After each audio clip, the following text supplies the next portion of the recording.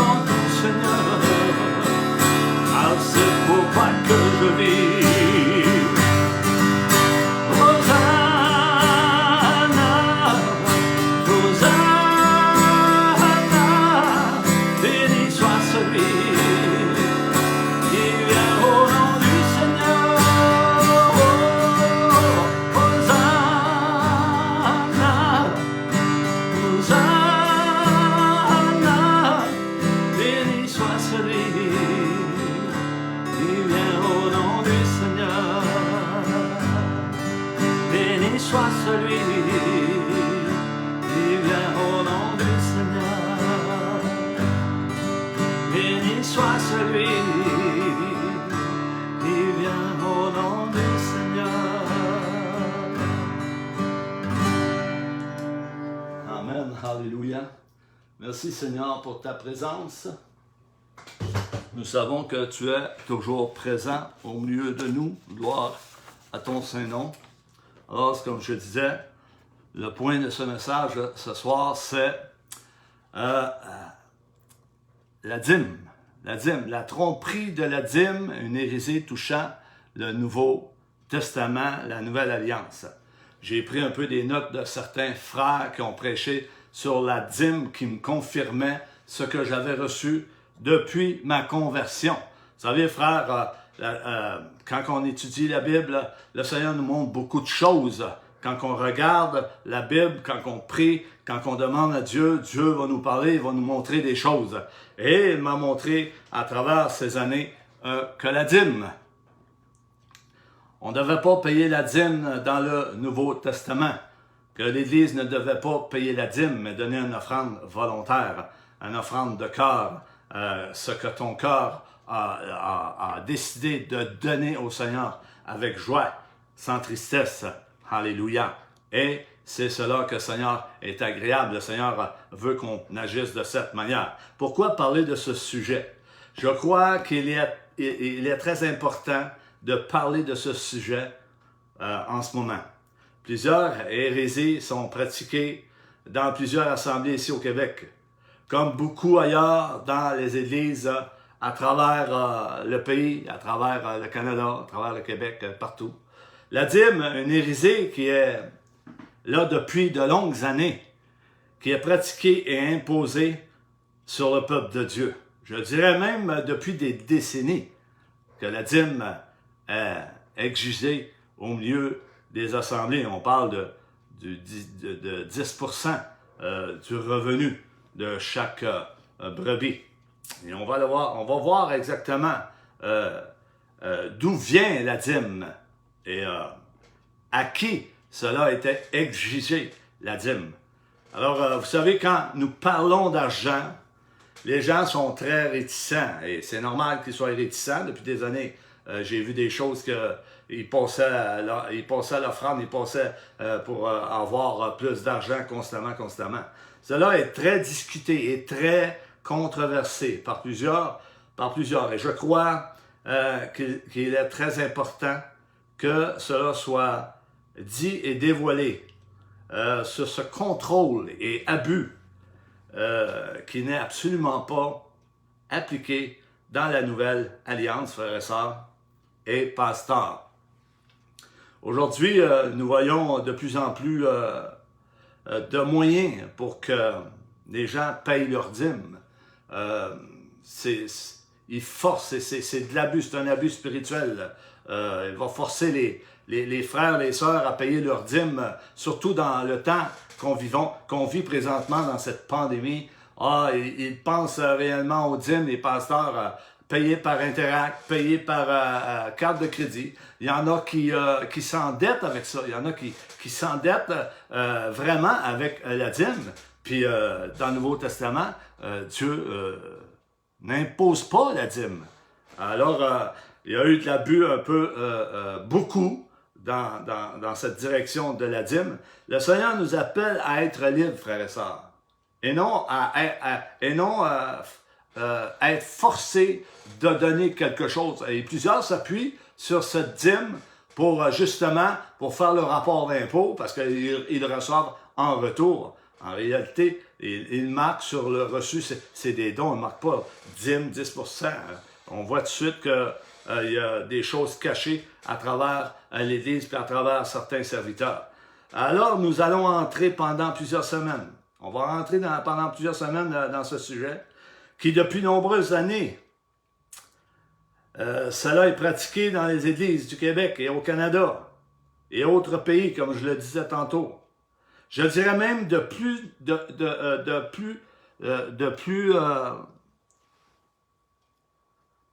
nombreuses décennies, comme je disais précédemment, et de la tromperie des hommes. Les hommes ont trompé plusieurs brebis en prenant l'argent sur les épaules des brebis. J'appellerais cela aussi un genre de servitude contrôlée.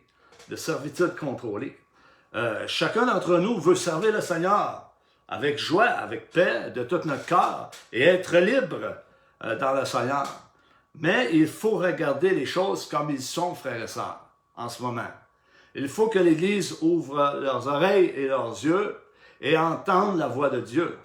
Plusieurs sont fermés, plusieurs se sont endormis, plusieurs ne voient plus rien et acceptent tout. Aveuglement, ils disent Amen sur tout.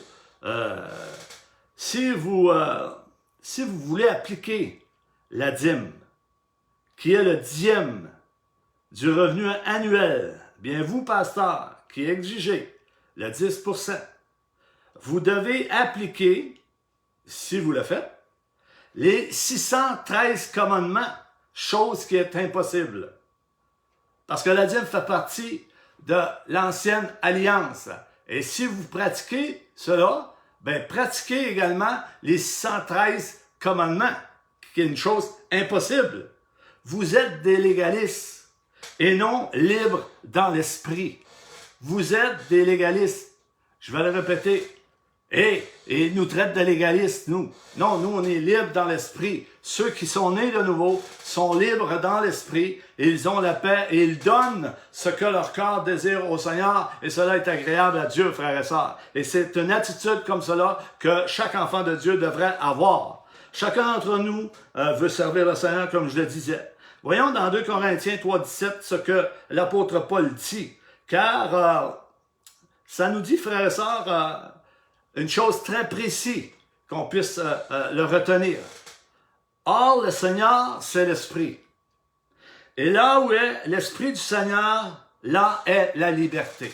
Là où est l'Esprit du Seigneur, là est la liberté. Et ce n'est pas forcé, ce n'est pas un abus spirituel, ce n'est pas du contrôle sur les gens pour forcer les gens à donner le 10% pour qu'enfin que l'Église fonctionne.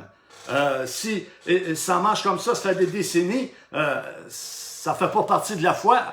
La foi, tu te confies en Dieu et Dieu va pourvoir pour nos besoins, pour chacun de nos besoins. Amen. Et c'est là que l'Église va avoir en abondance encore bien plus. Mais attention, frères et sœurs, il ne faut pas faire de cette liberté un prétexte pour vivre dans la chair.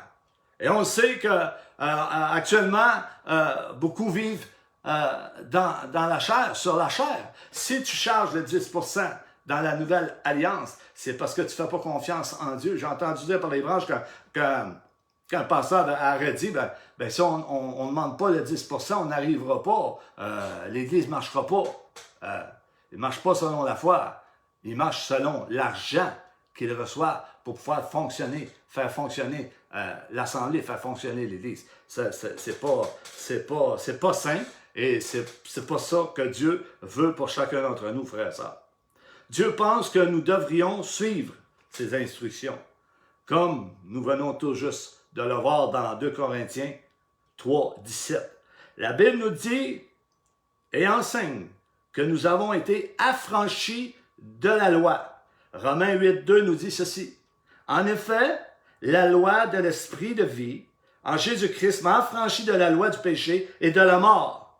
Toute la loi était un pédagogue pour nous amener, pour nous conduire à Christ, cette nouvelle alliance, une alliance de grâce, une grâce ineffable, un don de la grâce de Dieu qu'on a reçu, alléluia, avec joie. Et ce n'est pas sur du contrôle spirituel, c'est libre, comme je viens de le dire. Qu'est-ce que Dieu s'attend de nous par rapport à ce sujet, frères et sœurs? Qu'est-ce que Dieu s'attend de nous par rapport à ce sujet? Mais le Seigneur veut que l'on soit libre. Le Seigneur veut que l'on soit libre. Car la première mention de la dîme dans la Bible se trouve dans l'Ancien Testament, bien sûr dans le livre de la Genèse. Genèse 14, 17 à 20. On va lire ensemble. Genèse 14, 17 à 20. Après qu'Abram, il ne dit pas Abraham, il dit après qu'Abram fut revenu vainqueur de Kedorlaomer et des rois qui étaient avec lui, le roi de Sodome sortit à sa rencontre dans la vallée de Chavé, qui est la vallée du roi. 18. Melchisédek, ou Melchisédek, roi de Salem, fit apporter du pain et du vin. Ils étaient sacrificateurs du Dieu très haut. 19. Il bénit Abram et dit, béni soit Abram par le Dieu très haut, maître du ciel et de la terre. 20. Béni soit le Dieu très haut, qui a livré tes ennemis entre tes mains. Et Abram lui donna la dîme de tout. Et Abram donna la dîme de toute la dîme. Bien sûr, nous savons tous que cela représente un dixième qui veut dire un pourcentage. Tout le monde connaît ça, tout le monde sait ça. Alléluia. Si nous comprenons bien le dixième. Le but et l'objectif du message est de démontrer que la dîme n'existe pas dans la Nouvelle Alliance. C'est une hérésie. Et plusieurs pasteurs la demandent et exigent aux chrétiens de donner le 10e de leurs revenus. C'est horrible. Quand est-ce que vous allez arrêter de faire ça? Je me demande, moi, que je me suis posé la question, des pasteurs, des dirigeants d'église, ils ont étudié la parole de Dieu, ils ont vu et insistent et obligent et abusent et contrôlent les enfants de Dieu à payer le 10% de leurs revenus qui était exigé dans la loi de Moïse. On ne vit plus sur la loi, frères et sœurs. On est sur la grâce. Et je vais continuer. Le but de Dieu est de nous montrer que la dîme était exigée dans l'Ancienne Alliance et qu'elle ne s'applique plus dans la Nouvelle Alliance. C'est clair. Si nous disons que nous vivons sous la grâce et dans la nouvelle dispensation de la grâce, mais pourquoi payer la dîme? Pourquoi cet abus? Ça devient de la cupidité. Et nous savons que la cupidité, c'est péché. C'est la plus grosse chose. C'est le péché qui circule présentement dans tous les assemblées, que ce soit en Amérique, que ce soit ici au Québec ou ailleurs. Ça roule partout. Pourtant, la Bible nous dit que la dîme faisait partie de l'Ancienne Alliance. Vous marchez encore sur la malédiction de la loi si vous faites ces choses. Est-ce que vous y avez pensé 2 minutes, pasteur et frère?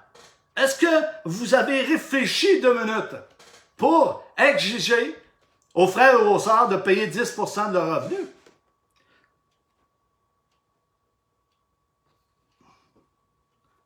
Vous savez, il y a de nombreuses alliances dans la Bible. Il y en a beaucoup.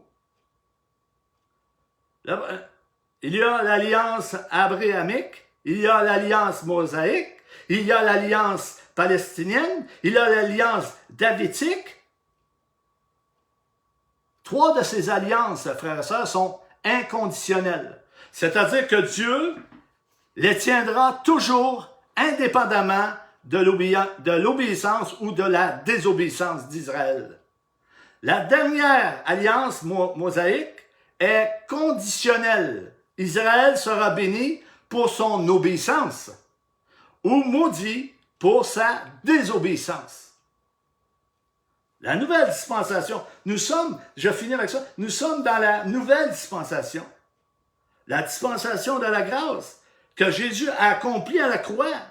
Le propitiatoire. Jésus est le propriétaire de la nouvelle alliance par la grâce, par son sang à la croix du Calvaire. C'est par cette alliance que nous marchons en Jésus-Christ par l'Esprit, libérés de la loi, libérés de l'esclavage du péché, libérés de l'esclavage de la servitude qui nous retenait captifs dans les ténèbres par cette alliance, cette ancienne alliance.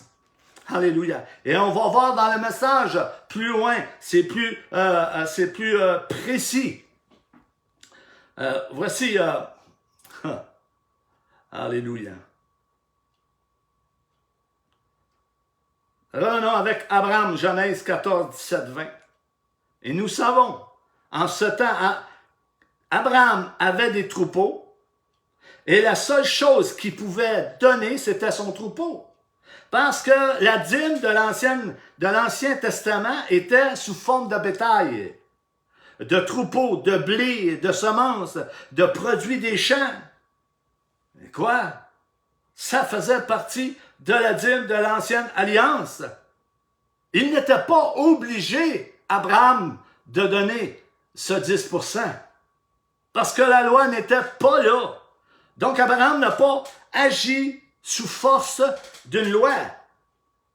Non, il n'y avait pas de loi à l'époque d'Abraham. Il n'y avait pas de conditions, il n'y avait pas de loi imposée sur lui. Et donc, quand il a rencontré Melchisédek, ou Melchisédek, qui est une représentation du Seigneur Jésus-Christ, lui-même, Abraham, a donné selon son cœur. A donné selon son cœur. Il n'avait pas de loi dans le temps d'Abraham. Il a lui-même choisi d'amener une dîme, c'est-à-dire 10% de ce qu'il avait. Abraham a donné selon son cœur et non selon une loi. Car la loi de Moïse n'était pas encore là. Ça, Abraham lui-même a amené la dîme de 10%, ce qu'il avait, et l'a donné à Melchisédek, en reconnaissance de la bénédiction qu'il avait reçue. Donc, il n'a pas agi sous la loi. Je le répète, frères et sœurs, il n'a pas agi sous la loi. Parce que à cette époque-là, qui se trouvait environ en 435 avant la loi, en ce temps d'Abraham, je veux dire, la loi n'existait pas. Donc, c'est important que nous comprenions que quand Abraham a donné la dîme à Melchisédek, il n'avait pas de loi. Puisque la loi de Moïse, puisque la loi est venue par Moïse, excusez, la loi est venue par Moïse. Alléluia. L'objectif de Dieu pour nous est celle-ci. Le Seigneur veut que l'on agisse selon notre cœur et non par obligation. Et là, en ce moment, ça fait 32 ans, 33 ans que je suis au Seigneur. Au début, j'ai donné ma dîme. Je donnais ma dîme. Et vous savez quoi? Je savais que je n'étais pas obligé de donner ma dîme. Mais je la donnais pareil, je donnais un montant pareil. Mais je savais que je n'étais pas obligé de la donner. Parce que le Nouveau Testament ne le dit pas par obligation. Abraham a agi selon son cœur. Et l'enfant de Dieu doit agir selon son cœur. Donner sans tristesse. Il a choisi... C'est lui-même qui l'a choisi de donner ce qu'il voulait donner, selon son cœur. Venez avec moi dans le livre de la Genèse 28, nous allons voir ce qui s'est passé avec Jacob. Lui aussi a choisi également de donner 1/10 de ce qu'il avait et produisait à travers son bétail et tout ce qu'il ramassait de la terre. Mais la loi n'était pas encore là. Ils ont choisi, eux, je ne sais pas si c'est un hasard, une coïncidence, mais ils ont choisi leur cœur de donner 10% de leur revenu, de leur bétail, de leurs fruits, des champs et tout cela. Verset 16 à 22, je termine avec ça. On va poursuivre la semaine prochaine. Jacob s'éveilla de son sommeil et il dit, « Certainement l'Éternel est en ce lieu, et moi, je ne le savais pas. » 17. Il eut peur et dit, « Que ce lieu est redoutable. C'est ici la maison de Dieu. C'est ici la porte des cieux. » 18. Et Jacob se leva de bon matin. Il prit la pierre, donc il avait fait son chevet. Il l'adressa pour monument et il versa de l'huile sur son sommet. La porte des cieux, qui veut dire la porte du ciel. Il donna à ce lieu le nom de Béthel. Béthel, la porte du ciel. Là où il y avait une échelle où les anges descendaient, où Jacob avait vu. Alléluia. Mais la ville s'appelait auparavant Luz. 20. Jacob fit un vœu en disant, « Si Dieu est avec moi et me garde pendant ce voyage que je fais, s'il me donne du pain à manger et des habits pour me vêtir, encore une fois, nous voyons Jacob qui a fait lui-même ce choix. Il n'y avait pas de loi encore à cette époque et Jacob a donné à cette époque 10% de son troupeau. Il n'était pas obligé de le faire. Non. Ce n'était pas une règle pour lui de donner 10%. Ce n'était pas une force qui venait de l'Éternel pour donner ce 10%. qu'exige la loi, mais un choix qu'il a pris, tout comme Abraham. Je ne sais pas si c'est par, comme je disais tantôt, par hasard ou coïncidence, mais il a choisi de lui-même de donner selon son cœur. Ce n'était pas forcé, ce n'était pas obligé, ce n'était pas contrôlé, c'était de son cœur qu'il le donnait. Également, 1/10 de ce qu'il avait pour donner à l'Éternel. À qui s'adresse ce verset, frères et sœurs? Il s'adresse à Jacob, qui faisait même pas partie de l'ancienne alliance, puisque la loi n'était pas encore promulguée. Je vous laisse là-dessus. On se revoit jeudi prochain, parce que ça va durer quelques semaines. Ceux qui sont là, restez là pour avoir la totalité du message. Vous allez voir que la dîme n'existe plus au moment que je vous parle dans l'Église. Amen, soyez bénis. Je vous aime.